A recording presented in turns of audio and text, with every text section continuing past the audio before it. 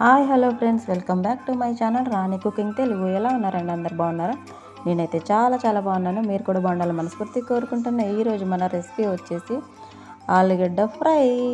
మీ అందరికీ ఎంతో ఇష్టం కదా, చిన్నప్పటి నుంచి ఎవరికైనా ఫేవరెట్ ఏంటి అంటే ఆలు ఫ్రై, ఆలు కర్రీ ఇలా అనమాట. నాకైతే చాలా చాలా ఇష్టం.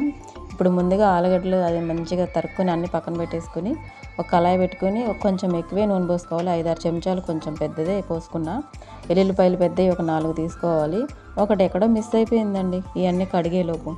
ఇంకా అయితే జీలకర్ర, ఆవాలు, ఎండుమిర్చి, కరివేపాకు కూడా వేసేసి బాగా వేగిన తర్వాత ఈ పచ్చిమిర్చి, ఉల్లిపాయ కూడా వేసుకోవాలి. కరివేపాకు ఎక్కువ వేసుకోండి, మంచి స్మెల్తో ఫ్రై అనేది చాలా బాగుంటుంది. ఆలు ఫ్రైకి కరివేపాకు బాగుంటుంది అనమాట.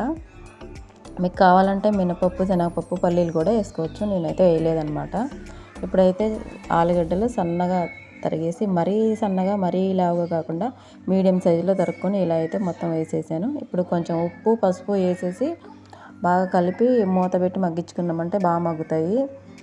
చాలా చాలా బాగుంటుంది, సింపుల్గా అయిపోతుంది. ఏ మసాలాలు ఏమి వాడాల్సిన అవసరమే లేదు అసలు. ఈ ఆలు ఫ్రైకి చాలా చాలా టేస్ట్ ఉంటుందండి, చాలా బాగుంటుంది.